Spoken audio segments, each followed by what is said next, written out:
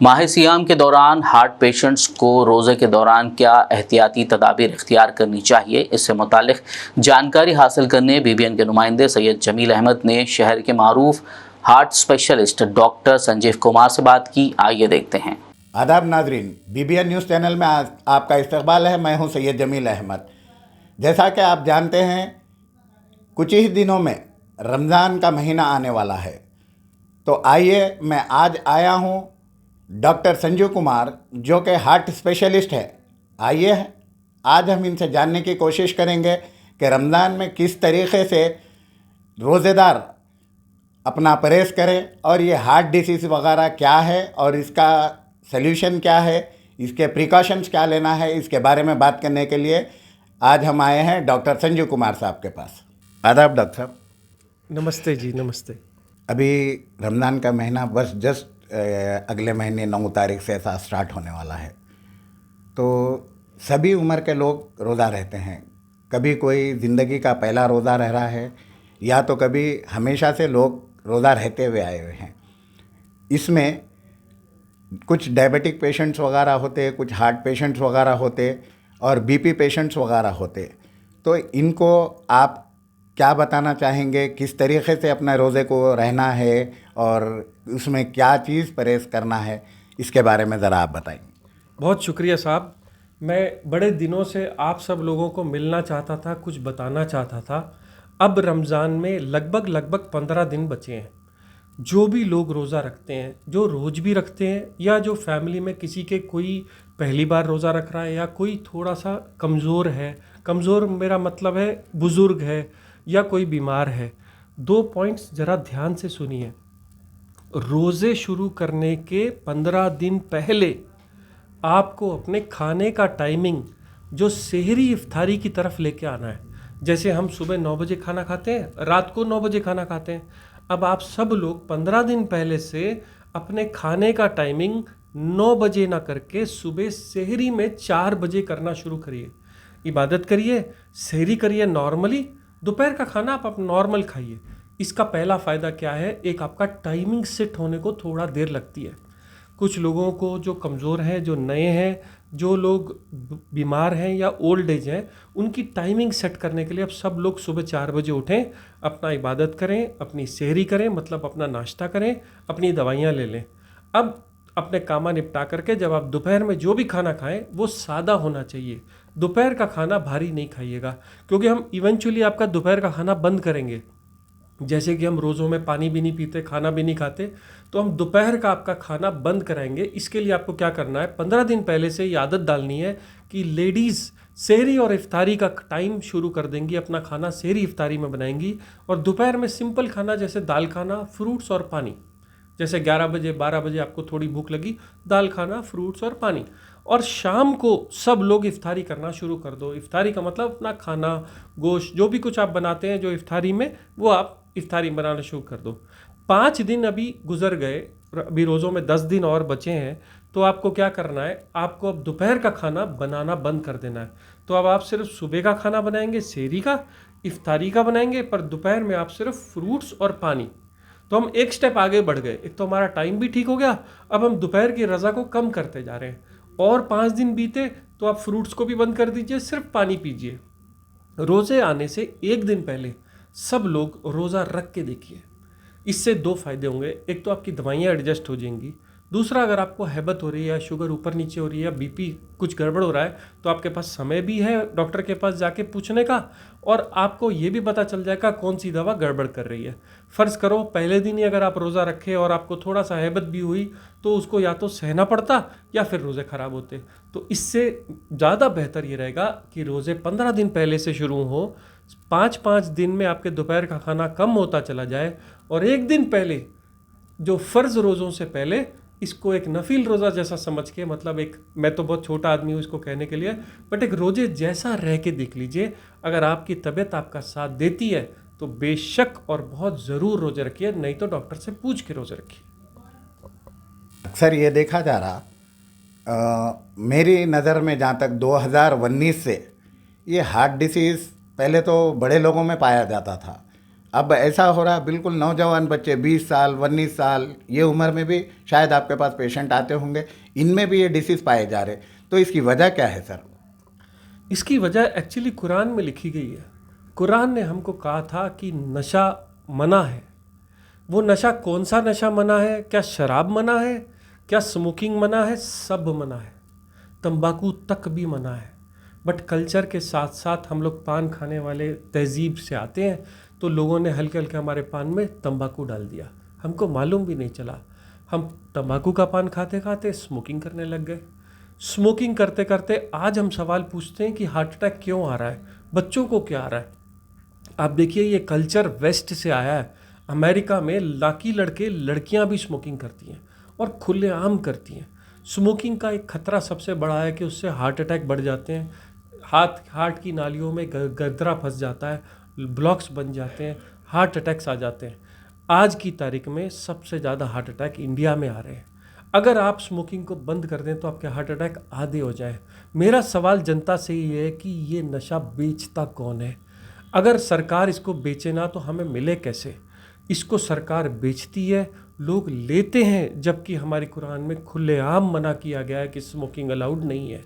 लोग, मैं मानता हूँ रोज़ों के टाइम नहीं करते हैं, पर इस बीच में भी जो भी करते हैं हल्के हल्के इसकी आदत पड़ने की वजह से मजबूर हो जाते हैं। आप सब वो लोग जो स्मोकिंग करते हैं, चाहे आप यंग हो चाहे आप ओल्ड हो, अपनी नस्ल को आगे को बचाने के लिए, अपने बच्चों को बचाने के लिए स्मोकिंग को पहले हल्के हल्के तजुर्बेकार तरीके से कम करते जाइए। कम का मतलब क्या है? अगर आप 10 स्मोकिंग करते हैं, किसी भी वजह से 10 सिगरेट पीते हैं, हुक्का पीते हैं, कुछ भी पीते हैं, मतलब तंबाकू नहीं होना चाहिए। कुरान को तंबाकू से तकलीफ है, पान से तकलीफ नहीं है। स्मोकिंग से तकलीफ है, तंबाकू से तकलीफ है, हमको कल्चर से तकलीफ नहीं है।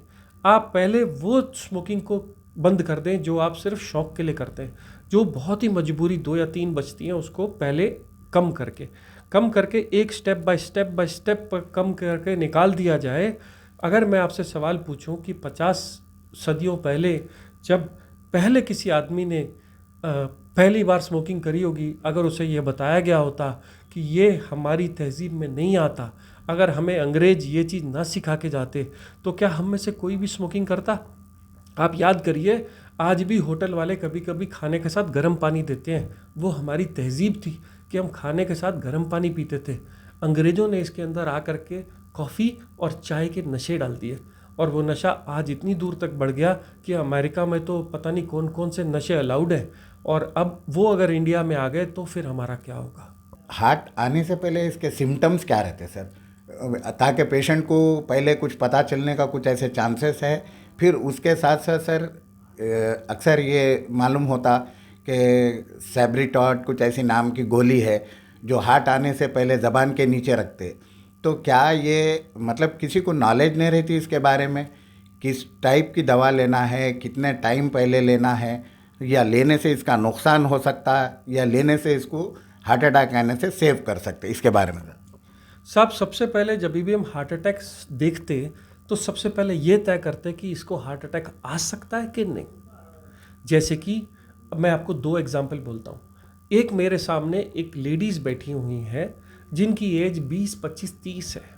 30 साल की वो लेडी, जो कोई किसी भी तरह का उसको कोई रिस्क नहीं है, उसका कोलेस्ट्रॉल नॉर्मल है, उसकी फैमिली में कुछ नहीं है। ये लेडी भी चेस्ट पेन बोल रही है, और एक कोई बुज़ुर्ग आया है जिसने 10 साल से स्मोकिंग की है, जिसको शुगर है, जिसकी फैमिली में कोलेस्ट्रॉल है, और वो दवाई भी नहीं लेता है। तो 2 में से मैं आपको पूछूं किसको हार्ट अटैक आने का चांस है, आप कहोगे इसमें क्या सोचना है, जिसको शुगर है, जिसको बीपी है, जिसको कोलेस्ट्रॉल बिगड़ा है, जिसको स्मोकिंग है उसको, और जिसकी एज है। और लड़के, इन लोगों को हार्ट अटैक आने का चांस लड़कियों के मुकाबले ज़्यादा रहता है। तो वो लोग जो यंगिश हैं, उन लोगों को कैसे तय करें कि इनको हार्ट अटैक आया कि नहीं? ईसीजी करके। सबसे पहली चीज़, अगर आप ईसीजी कर लिए तो उसमें हार्ट अटैक पक्का पकड़ जाता है। आईसीयू में एडमिट नहीं करना, बड़े बड़े टेस्टा नहीं करना, बड़े बड़े ब्लड के टेस्टा नहीं करना, इकोकार्डियोग्राफी भी नहीं करना। 100 में 90 हार्ट अटैक को हम ईसीजी में ही पकड़ लेते हैं कि ये बड़ा है कि छोटा है। मैं मानता हूँ ईसीजी करने के बाद कुछ हार्ट अटैक रह जाते हैं जिनको हमें इकोकार्डियोग्राफी या उसके लिए ब्लड टेस्ट करने पड़ते हैं, पर अमूमन जब तक हार्ट अटैक बड़ा नहीं होता तब तक हमें उनको इमीडिएट शरीक करने की ज़रूरत नहीं होती। इसलिए सबसे पहला टेस्ट अगर आप मुझसे पूछते हैं तो आंख बंद करके ईसीजी, और अगर आप चाहें तो मेरे व्हाट्सएप नंबर पे मेरा नाम देख करके मेरे व्हाट्सएप नंबर पे आप वो ईसीजी रात बेरात कभी भी भेज दीजिए, तो मैं देख के बता दूंगा अटैक है कि नहीं है। माइनर अटैक ईसीजी में नहीं बता सकते, पर मेजर आराम से बता सकते हैं। अब बची बात दूसरी कि अगर मान लो हमें अटैक आया तो हम करें क्या। हमें घर में जैसे कि सॉर्बिट्रेट गोली जबान के नीचे रख ली। देखिए साहब, सॉर्बिट्रेट से दर्द ठीक होता पर हार्ट अटैक नहीं रुकता। अगर ईसीजी में हार्ट अटैक है तो आप सुबह की इंतज़ार नहीं कर सकते, आपको उसी वक्त उसका कोई ना कोई इलाज करना है, चाहे वो खून पतला करने की गोली हो, चाहे उस वक्त डॉक्टर कहे कि अभी मेजर स्ट्रोक आया, आपको स्टंट डालना पड़ता है। और ये इलाज आरोग्यश्री में फ्री हैं, और ये इलाज आरोग्यश्री में जायज़ किए जाते हैं, क्योंकि अगर गवर्नमेंट का काम गलत करो तो गवर्नमेंट उनको पैसे नहीं देती। अगर आपको आरोग्यश्री कार्ड दिखा के कोई ये बोल रहा है कि आपको स्टंट डालना है तो मानो कि वो जायज़ है, वो गलत नहीं है। हाँ, रात बेरात कोई बाईपास नहीं करता, रात बेरात कोई आईसीयू में एडमिट नहीं करने की ज़रूरत है। पर अगर आप मुझसे पूछें कि हम बहुत दूर रहते हैं, हम हॉस्पिटल जा भी नहीं पाएंगे, 200 किलोमीटर दूर रहते हैं, तो क्या करें, या चलने से वक्त घर में क्या करें। आपने बहुत सारे मार्केट में एक दवाई सुनी होगी डिस्प्रिन की गोली सिर दर्द की, उसके अंदर एस्प्रिन होता है। एस्प्रिन ब्लड थिनर है, तो डॉक्टर साहब जैसे ही आप हॉस्पिटल पहुंचते हो तो 4 एस्प्रिन की गोली दे देते हैं। एस्प्रिन 75 mg में आता है और डिस्प्रिन 500 में आता है। आपको सिर्फ एक डिस्प्रिन की सिर दर्द की गोली को आधे गिलास पानी में घोल के उस मरीज को पिला देना है, और उसका खोल डॉक्टर को दिखा देना है कि हमने डिस्प्रिन दे के लाए हैं। ज़्यादा से ज़्यादा इस गोली का नुकसान यही हो सकता है कि उसको गैस्ट्रिक हो जाएगा, थोड़ा एसिडिटी हो जाएगी, पर फ़ायदा क्या होगा, 2 में से 1 आदमी जो हॉस्पिटल नहीं पहुंचने वाला था हार्ट अटैक की वजह से, वो पहुंच जाएगा। इसलिए अगर आप मुझसे प्राइम ट्रीटमेंट पूछते हो कि अगर हम क्या कर सकते हैं जो बिल्कुल सेफ़ हो, जो दुकान पे मिल जाए, जिसके नाम पे डॉक्टर हमको कुछ कहे ना कि आपने क्यों खिलाया, वो है डिस्प्रिन की गोली। अगर डिस्प्रिन की गोली पानी में घोल के उसके मुंह में डाल दी जाए, शर्ते कि वो अपने मुंह से खुद पी रहा हो। बेहोश आदमी के मुंह में पानी नहीं डालना, क्योंकि वो लंग्स में चले जाता। तो डिस्प्रिन की गोली एक इलाज है, और ईसीजी सब लोगों का होना चाहिए, चाहे वो यंग हो चाहे ओल्ड हो। सब अभी जैसा रमज़ान आ रहा है सर, तो रमज़ान में मतलब तकरीबन एक 14 से 16 घंटे का रोज़ा होता। ये रोज़े में सब शुगर पेशेंट्स है, कभी उनकी शुगर लो हो जाती, कभी हाई हो जाती, फिर दूसरे हार्ट पेशेंट्स वगैरह ये है, तो इनके लिए आप क्या सलाह देना चाहेंगे सर? छोटी सी मतलब सहरी करते वक्त क्या कर लेना है, छोटे से उसमें ज़रा आप समझा दिए तो बेहतर है। एक सबसे पहले थायराइड की गोली का सुन लीजिए साहब। थायराइड की गोली सेहरी में आपकी जितने नंबर की चल रही है, चाहे आपने सेहरी करी हो या ना करी हो, खाली पेट थायराइड की गोली ज़रूर खा लीजिए। उसको कम नहीं करना, बंद नहीं करना। दूसरी गोली आती है बीपी की। अक्सर कम खाने की वजह से या आपका वजन कम होने, जो रोज़ों में खाली पेट रहने की वजह से, रज़ा ना खाने की वजह से, नमक कम खाने की वजह से बीपी लो होने लगते। तो अगर आप कोई बीपी की गोली खाते हैं तो आप उसको सेहरी की जगह इफ्तारी में ले जाइए। तीसरा आते हैं शुगर के पेशेंट। शुगर के पेशेंट्स का बड़ा ध्यान से सुन लीजिए। डॉक्टर आपको चाहता है कि आप दिन में खाना खाओ, दिन में हैवी डोज देता है शुगर की गोली की, रात में आपको लाइट डोज देता है। अगर आप अपने डॉक्टर से पूछ सकते हैं कि हम रोज़े रखे टाइम शुगर की गोली का क्या करें, तो वो बहुत बेहतर है। पर अगर नहीं पूछ सकते तो लोग अक्सर क्या करते हैं, सेहरी की गोली बंद कर देते हैं। मैं आपसे क्या कहता हूँ, आप इफ्तारी की गोली को बंद करके सेहरी की गोली को इफ्तारी में डाल लीजिए, क्योंकि वो गोली आपको सारी रात कंट्रोल कर रखेगी शुगर को, और दिन में कैसा भी रहे ठीक है। तो मैं फिर बोल देता हूँ, थायराइड की गोली पूरी खानी है, बीपी की गोली दिन में न लेके इफ्तारी के बाद खानी है। शुगर की गोली को अगर आप 2 खा रहे हैं तो 1 करके इफ्तारी में कर देना है, 1 सुबह वाली छोड़ देना है। अच्छा, वो लोग जो बुज़ुर्ग होते हैं उनके लिए मैं शुगर के बारे में हमेशा ऐसा बोलता हूँ, जब आप पूरी रज़ा खाएं तो पूरी गोली खाएं शुगर की गोली। अगर आप आधी रज़ा खाएं तो आधी गोली खाएं, क्योंकि अगर आपने गलती से गोली खा ली और रज़ा नहीं खाई तो शुगर लो हो जाता है, जो ज़्यादा डेंजर है। इसलिए बुज़ुर्गों के लिए गोली किनारे पर रखिए इफ्तारी में भी, क्योंकि सारा दिन न खाए के बाद उनसे वो पूरा खाना नहीं खाया जाता। आप गोली को अपनी प्लेट के पास में रखिए, पहले आप खाना खा लीजिए। पूरा खाया गया तो गोली पूरी, आधा खाया गया तो गोली आधी, और खाए हो गई नहीं खाया गया या तबीयत खराब दिख रही तो गोली बंद कर दीजिए। सब सहरी करके तकरीबन 14-16 घंटे फास्टिंग में रहते, रोज़े में रहते। फिर उसके बाद जैसा इफ्तार होते ही फास्ट फूड्स वगैरह ऐसे फूड्स लेना शुरू कर देते। तो इससे मतलब बदहज़मी, पेट का सिस्टम ख़राब होना, और फिर पानी भी कम यूज़ होता रमज़ान में।